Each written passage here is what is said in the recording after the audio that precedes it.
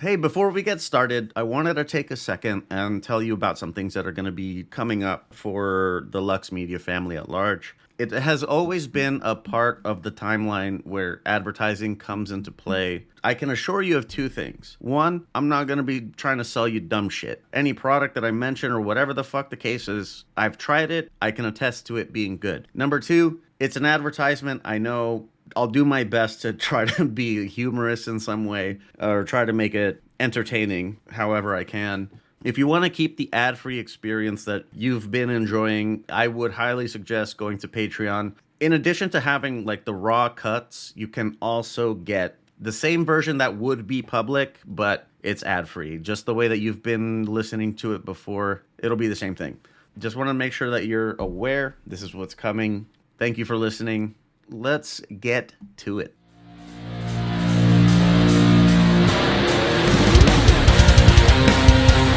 We don't do that here. But the cream rises to the top. Man, oh man, we're back. It's a quick turnaround, but it's 2025, baby. We're cracking one open. That's call me a Kyle, but since I discovered Monster Energy, I can't get enough of it. I don't drink coffee or anything else. Well, let's without any more preamble, there's news that the UFC deal with ESPN is ending this year. And there's a lot of talk of where they could possibly go. It's of course a really lucrative venture. Netflix, I think, is emerging as the forerunner.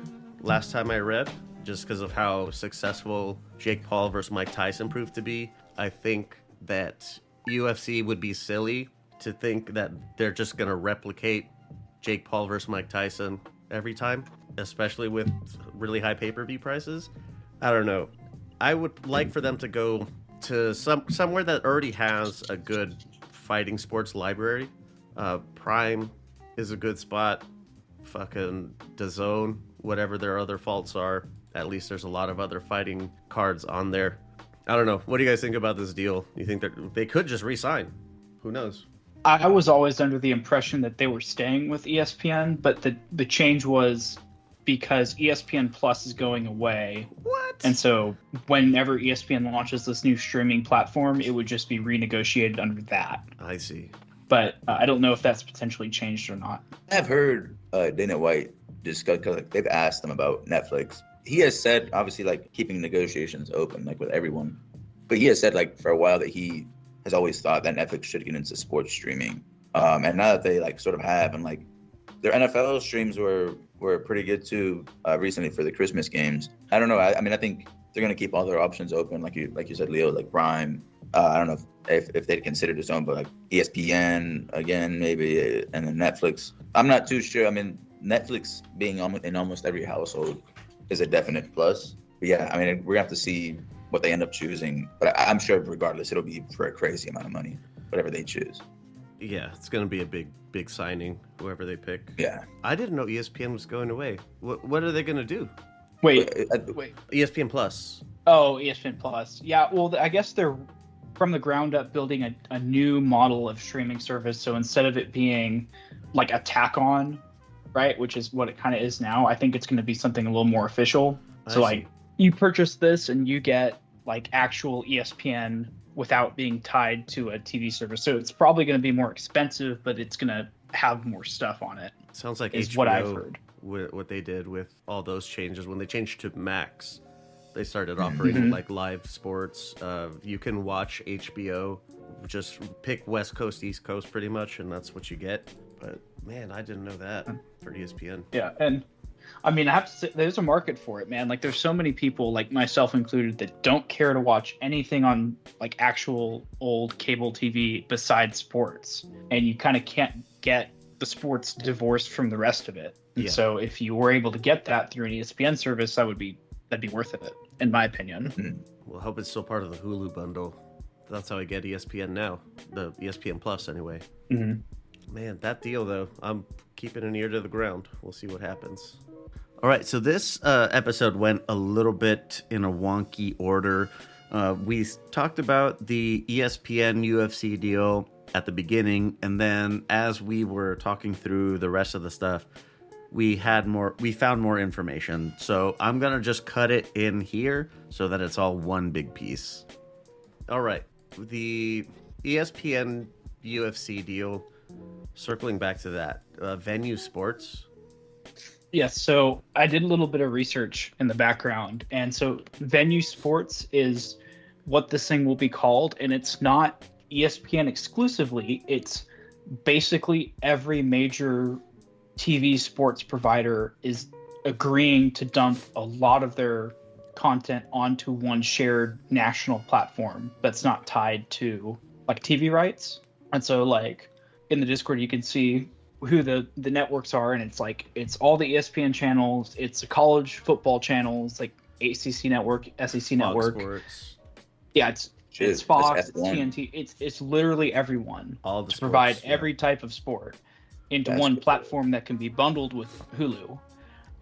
This was supposed to be out this year, but Fubo TV has sued them because they said we wanted to do this and you guys wouldn't agree to do it with us, and so now we're going to sue you over it. And so now we're looking at this could be on hold until like 2025. There is a court date scheduled to where that basically the Second Circuit is going to weigh in on this case, and depending on how they rule, they could declare something that lets them just go ahead and launch immediately, or they could defer it to the fall case. So we'll know that on the morning of January 6th. So hopefully not another January 6th moment Another for our coup sport, in sports this time. led by Fubo TV. Yeah. I would love to have RJ come on and talk about that. He's really in the weeds with all the legal stuff. Dude, Fubu is gonna get splattered in the courts. I feel like I do too. it's Warner Brothers, Discovery, ESPN, and Fox. They're gonna get ruined. Disney and Warner Yeah. Brothers, you're just fucked. You're And cooked, yeah. It's funny because the judge is saying that the initial one that allowed this to go through, he agreed with Fubo that it was a problem because it's like, hey, it's not right that all these companies are going to put all their stuff on one platform, which is like, I get that you don't want to have a monopoly like show up, but like that is literally what every consumer wants, is one platform where I can get my sports and I can not have to worry about it, you Yep. know? So it's like, I don't know, I guess if you make your argument to the right old person, you can get what you want. Maybe you could make it an add-on to Fubo. You know, pay an extra like $2 or whatever on your monthly, and you can watch whatever this Venue Sports channel. They just want their cut. Yeah, I think that's what it is. They just want to be cut in. Because like there's stuff that streams on multiple platforms at once. I don't see how licensing would be really that different. I just expect it would be more long-term licensing, not like movies that are on 3 months on Prime, then 3 months on Netflix, and they move it around. This is really like all sports, though. It is. I'd be good just with this. If they got Sky and Oh, IFL, man. that they would have, that's game right there. Yeah. I mean, this is like, I would have had this launched, like if this launched today, I would sign up today. And they're saying like their initial price is like $42.99 for it being standalone. Like I would pay that amount for having most nationally broadcast games of all sports on one Yeah. streaming platform. I would do that. I wonder how their library is going to work because, like, man, that's a lot of games to have to store. And high def too. Yeah. I think they were also saying in the initial announcement that you would also have the whole back catalog that ESPN Plus has. So like fight replays, the 30 for 30 stuff. It's going to basically have ESPN Plus stuck into it. I mean, that's cool. Yeah, right now, I hope that they have it more long term because they, for whatever reason, they have all the like UFC Classic numbered events like 1 through 50 or whatever when they were doing all the weird stuff. But they only keep fights for like a week. So if you don't watch it back, a fight night card or whatever, then it's gone and there's nowhere else to see it. The recent stuff, it doesn't make that much sense to me compared to keeping like Karate Man versus sumo wrestler. No thanks. I wonder if that's like a, hey, we don't want to upgrade the server space, so we that's have exactly to cycle what I out think it these is. fights. Yeah, that's exactly what it is, I think, as well. is I don't want to pay for Cheap storage. asses. I don't know. Have you heard of compression? Because I have. All right, we're cutting back into the regular flow here. Did you get teased because we didn't give you Fight and Fighter of the Year? Well, now you're gonna get him. So, Fight of the Year.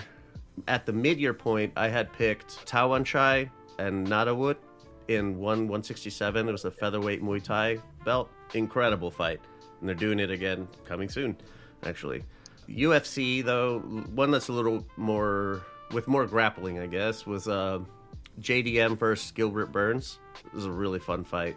And coming through to the end of the year, Tatsuro Taira giving Royval just a hell of a fight. Royval fucking major, tip of the hat in the post-fight interview. JDM versus Burns still holds up really well, but I'm still feeling Tawanchai versus Natawut. Some good choices. I actually ended up going with a fight that was on the Sphere card. Esteban Ribovic versus Daniel Zellhuber. That fight was insane. The third round was probably one of the best rounds I've ever seen of MMA. It's like really, really high up there. Zellhuber got absolutely rocked. Isn't even like a fair description of what happened to him. He survived right in the cage, still throwing. Ribovic trying to get him out. That fight could have honestly been stopped at any point, like in the last half. They held on, and it was just an insane fight. That place erupted during that fight. I remember that one. I remember because I was having trouble pronouncing Ribovic's name. Yeah, I was really sad for Daniel, but it was just such a good fight. Like, I didn't even have time to really feel that bad for him because it was just an outrageously good fight. And Nathan, fight of the year? I want to say Zellhuber versus Ribovic as well. I mean, definitely the best back and forth fight of the year. But I think I'm going to do Holloway and Gaethje, and mainly because that was the most seminal moment of 2024 for the UFC. Even if the fight wasn't as competitive, like Gaethje really only had success in round 4, and then kind of mixed results in the first round. But I think what's the one fight you remember from this year? It's that. Seeing Holloway get dropped as well was very interesting. I know they didn't count it, but like he got dropped. They didn't count it? They didn't count it. Like on his stat sheet, they did not count it. I don't know how they don't count that, but that's some bullshit. Yeah. That's like someone landed a takedown on Colby scored the first takedown on Kamaru Usman. They didn't count it. Yeah. I don't know like who they had out there like watching and like counting the knockdowns or what, but that was about as textbook of a knockdown as you can get. It's the Salt Lake City judges. Yeah, I guess. Yeah, they're the same people out there. Fighter of the year, Isaac. Who do you got? So I was really battling between two people here. I ended up just going classic. I went with Alex Pereira. Again, like not a bad pick at all. Yeah, everything he did. I mean, short notice, saving like multiple cards off injury, sickness, visa issues, and then like fighting somewhat dangerous opponents like Khalil Roundtree, who had been like splattering his opponents prior to the Pereira fight. I mean, I just put him as my fighter of the year. I had an honorable mention of Ilia Topuria just for what he accomplished in 2024, obviously beating Volkanovski very, very convincingly, and then beating like Max Holloway, also pretty I mean, in a competitive fight, but a decisive end to the fight as well. And Nathan, next. My fight of the year is Ilia Topuria. I think just the Pereira, yes. To me, those are the only two names that belong in the conversation. If we're talking purely in the ring, just both of them had phenomenal years as champions. But Topuria, like beating the two-headed dragon of Volk and Holloway back-to-back. I mean, if we look at the entirety of the history of the UFC, like what two back-to-back wins are as good as that? That's kind of scary. And like, let's say he fights like, he probably won't, but let's say he fights like Makhachev next. I mean, what a like murderer's row of a record that would be. So I have to tip my cap to that and give Topuria the nod. That is quite a 3-fight run. Or even if it's not that, even if it's Diego Lopez, like I think history will bear out that would be, a really, really well-matched opponent. Yeah. Absolutely. No secret that I'm very high on Diego. Would you give AP like? I guess it's like. AP would be runner-up, yeah. Yeah, I think it's between those two and like those two only. I had a really hard time picking, just because AP had more quantity of fights, but Tapuria is like his quality of fights was insane, insane. Yeah, my top two, same AP and Tapuria. There's no flip a coin. I can only think. I don't know who to pick between the two. So, because I can't pick, I'm just gonna say Dakota Ditcheva. Not really. Same Tapuria and AP. I don't know. Whichever one you listener decide I'm picking. Okay, I agree. I guess I'll give my honorable mention slot to Dakota Ditcheva just to give the ladies some light. She had a good year too. We could see in the UFC at some point. I think in a few so. years. I expect we'll see her crossing over around the end of the year. Oh, those were the two picks. Those are the big ones. Those are the ones people are here for. So it gets the people going. But we do have fights coming up. So let us get to it. On January 10th, One Fight Night 27, there are some pretty good fights on here. Gonna cherry pick a little bit. Tommy Langaker, I think it is, versus Dante Leon to catchweight submission grappling. But seeing like 180-pound people grappling is pretty fun. Oh, it's on a one numbered event. Thank God for editing, because there's not a whole lot on here. I thought there was more. But that grappling one should be fun. There's 2 MMA titles at the top, so that should be okay. Should be enjoyable. But Saturday, January 11th. This is the meat of the dish. All right, gonna start from the bottom here. Nurulo Aliev versus Yanal Ashmuz at lightweight. Fatima Klein versus Victoria Dudakova. That's the RJ tag.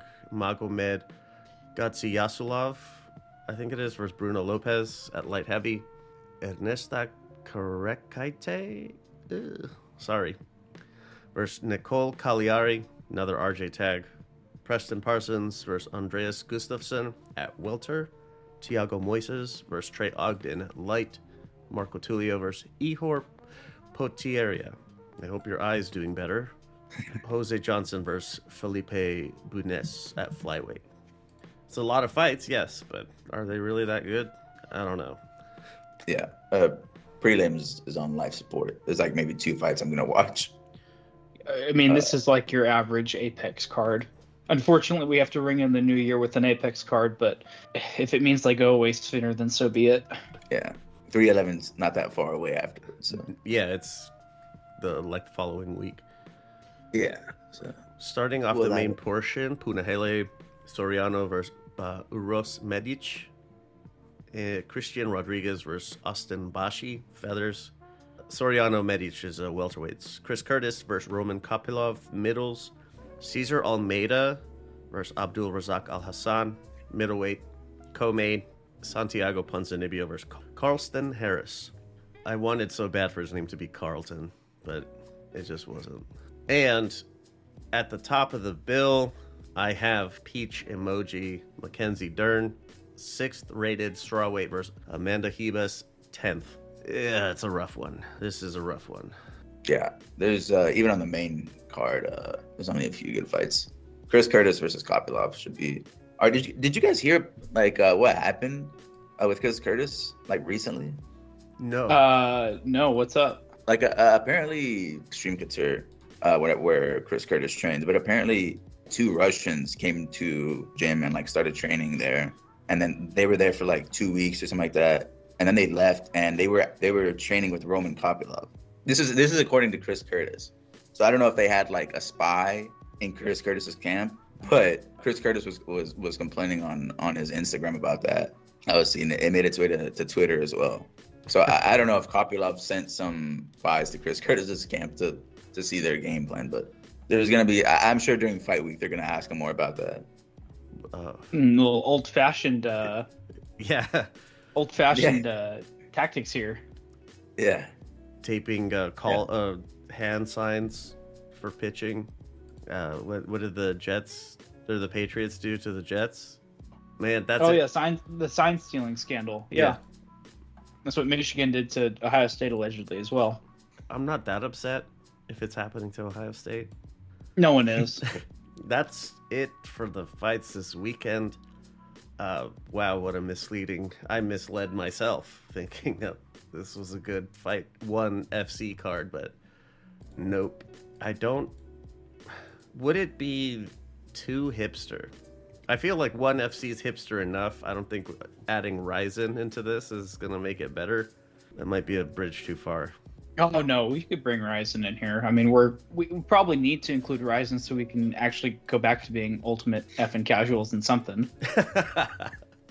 It seems like Dana's sniping a lot of Ryzen fighters. Ryzen fighter. Yeah, Mhm. Taira, Asakura, and there's this other dude they just blinked off of Ryzen. He's a bantamweight. But it's all striking. Like you said, grappling's allowed, but they don't have the caliber to compete with the Brazilians and shit that are in the Dagestanis that are in UFC. The soccer kicks, man. Those look so brutal. But that's it for the fights. We did pick up from before. So I was thinking about this shit. I keep seeing Global Fight League. That's going to be launching in 2025, and they have a lot of star power, but when you hear the names, Tyron Woodley, Anthony Pettis, Junior Dos Santos, Frank Mir, Benson Henderson, what the hell is going on here? Benson Henderson is outrageous. That dude's like, like 50. It's like someone showed him a is list this of washed fighters and like, let's get all of them. That's Actually, basically what this league did. This makes a lot of sense. They're trying to sign Jake Paul to a long-term contract. He's Yeah, already with the PFL. Jake Paul, he's gonna run the gauntlet. He's Oh my he's God. Junior Dos Santos, man. that's a Junior Dos Santos. old cut. That's like 15 years ago. Cut. Bruh, Frank Mir. Frank Mir is on this list. Oh, Greg Hardy. This dude's been getting knocked out. Greg Hardy. This dude's been getting knocked out in every country, like brutally, and they're gonna sign him. Apparently, to Spain, Robles to Spain is getting signed. Holy shit, No, Robles to man. Spain. That is crazy. But we know who the champ's gonna be. This is unreal. Like, these are all. I remember when I was in the military when Dos Santos was fighting, when Frank Mir was fighting. Yeah. I would hear their names from the guys who all liked MMA. Man, what the fuck is this? I remember who was it? It was Junior Dos Santos, Vladimir Klitschko, because Vladimir Klitschko had fought Povechkin the first time anybody had ever really heard of him. He fought him in Moscow, and he was like throwing him around a lot. And Dana and Dos Santos were both like, "We'll fight. We'll take Vlad Klitschko in a boxing ring, boxing rules." And Dos Santos was like, "Yeah, all of my fight camps, the first month is pure boxing before we start working on anything else." Mhm. So I thought that was an interesting shout. Would have been fun. At that point, I was Yeah. on my console wars bullshit. Like, yes, please send him over so that Klitschko can murk him, and then we'll. This list of names is insane, bro. I'm looking at this other one, Alexei Olenek. This is like the dude that was in the UFC. His nickname was the Boa Constrictor. This old as hell Russian fighter. He is 47 years old. They're signing geriatrics Yeah, they are. to this league. Yeah, the acronym of GFL unfortunately has a different connotation. Good fucking luck, man. You're all gonna need it. Or I was thinking Geriatrics Fight League too, but that works. as Yeah, well. Good. dude, it's You're gonna fucking need that luck, man. Old Alan ass Belcher people. to this. This is Greg not Greg good. Hardy might be one of the most outrageous signings here, though. Greg Hardy's really funny. Yeah, the fact that He's the He's former Carolina Panthers defensive lineman turned MMA fighter who beat his wife or girlfriend or whatever, and then got humiliated in the UFC multiple times. That's who we're gonna sign to our new league. he's another Johnny Walker-esque fighter, I gotta say. All of his knockouts are where he gets knocked out. They're always funny. They're always funny. Tai Tuivasa, it looks like Greg Hardy just freezes in space whenever Tai tags him, and he just glides to the ground. I mean, I saw a video the other day from he's in some Russian regional league, and he got laid out there too, doing kickboxing now apparently. I'm assuming GFL signed him to ensure they get some knockouts. some viral knockouts, but we'll see, man. I don't know. This is sort of hilarious just seeing this. Team-based mixed martial arts. What the fuck does that even mean? Tag team? I don't know. Wait, no. I think I've seen this. I think I read something about Everyone this. gets a featherweight, lightweight, welterweight on your team or whatever. Is that the fuck? I don't know if it's something like that or like, they're doing something like gyms. Like it's gonna be gym versus gym, but like it's like a group of fighters. Sounds like the Like I don't know how Ultimate they're gonna designate. Yeah, it's pretty much, yeah.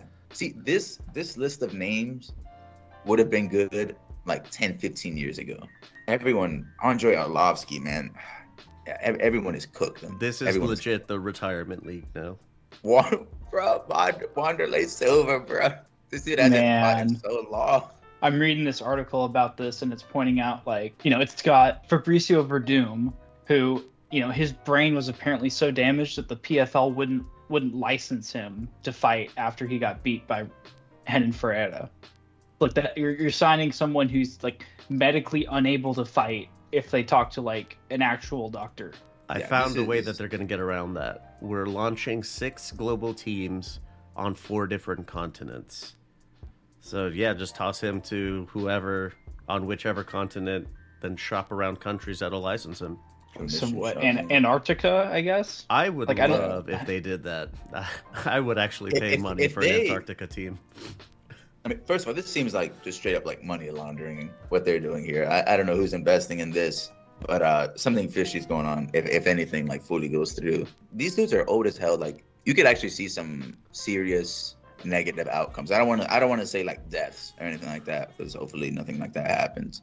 But like these people are old, man. I mean, I don't know. I mean, hopefully nothing bad happens if they do go through with some of these fights, but I don't know. I'm not gonna be too comfortable watching some of these old people fight.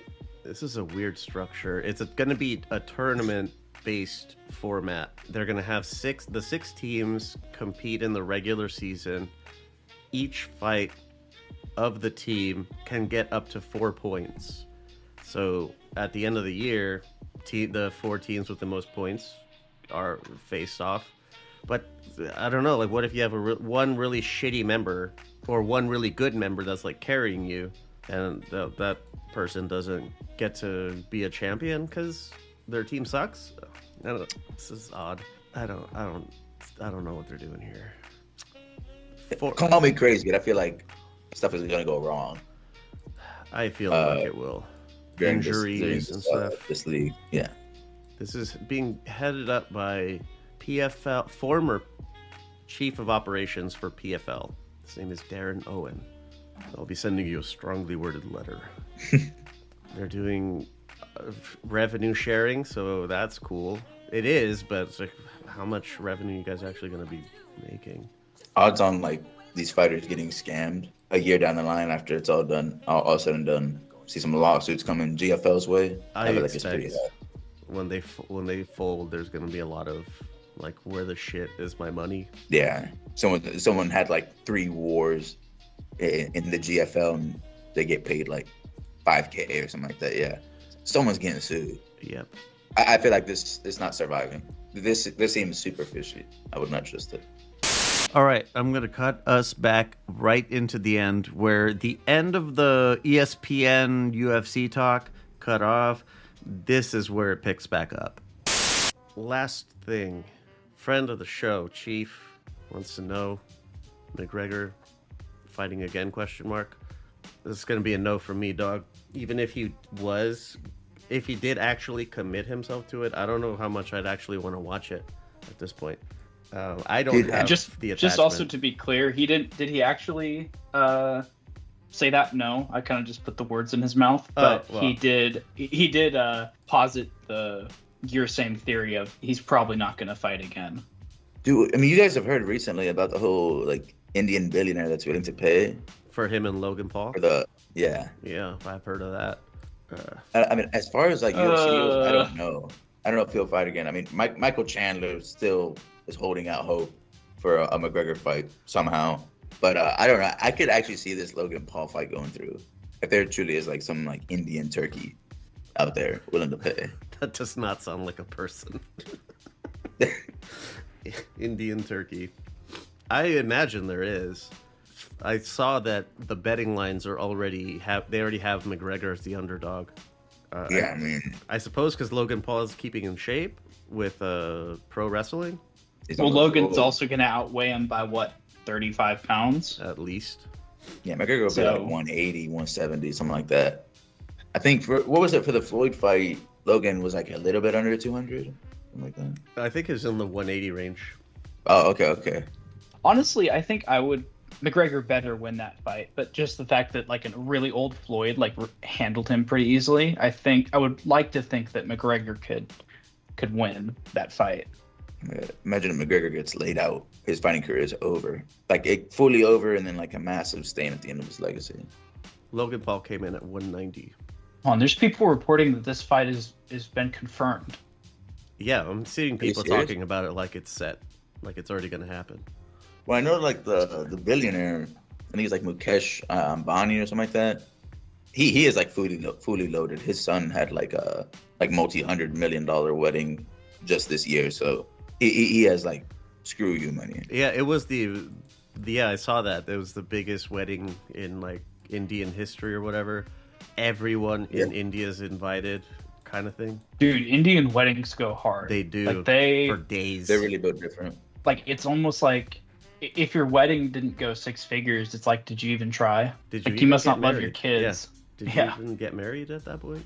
Oh my god, yeah, I'm seeing what you guys are seeing now. This was like when I woke up, it was not confirmed. Like they had talked about it a lot. $250 million each. That's the biggest payday in a fight, right? Like that's more than Floyd Pacquiao. Floyd probably made more than 250 mil, but 250 mil each is a combined purses. Pretty insane. Yeah, 250 million each for both of them. That's what it I think says. it says That- each. $500 million purse is ridiculous. This is also hilarious that this is part of this guy's Visit India tourism campaign, and they're putting on like the most putrid fight they. Hey, come visit like our country, and to show you how great it is, we're gonna put like the worst possible matchup we could. Like they couldn't even buy like a title fight from boxing or the UFC. We gotta do like Circus events. Goofball Supreme, you know? Yeah. Yeah, I don't know how this is gonna go, man. Like, what do you think their production is gonna be like? Oh, it's gonna be an embarrassment. These. Are we even gonna be able to watch this fight? What was the Jake Paul network that he first fought on? Triad Triller. something or yeah, Triller. It's gonna be like a Triller. Triller production, man. If that means coked up, Oscar, high out of his mind, Snoop Dogg, I'm here for it. I'll take it. USS Cunningham. Yeah, the USSA. USS. USSA.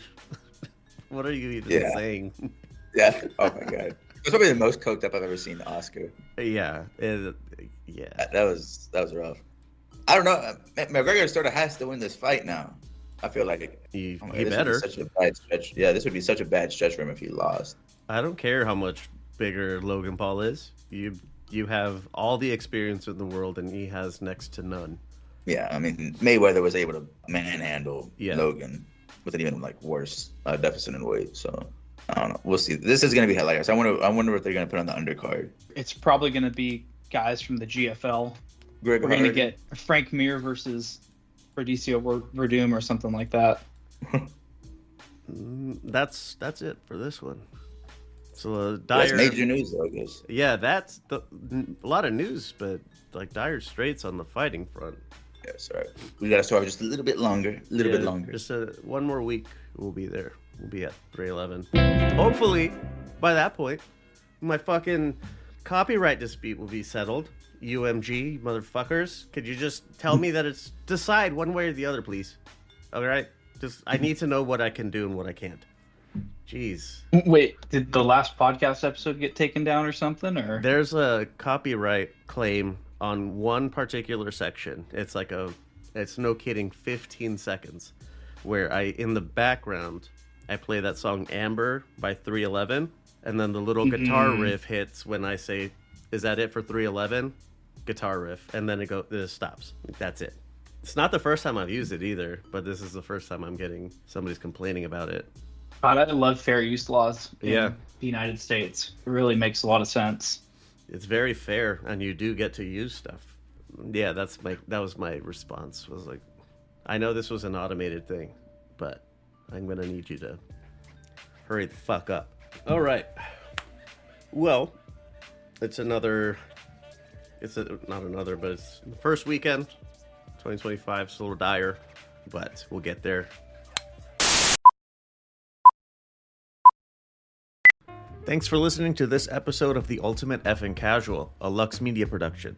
If you'd like to give your thoughts, or you just need to let us know how terrible you think our takes are, you can be a lame and text our anonymous line, 833-589-7637.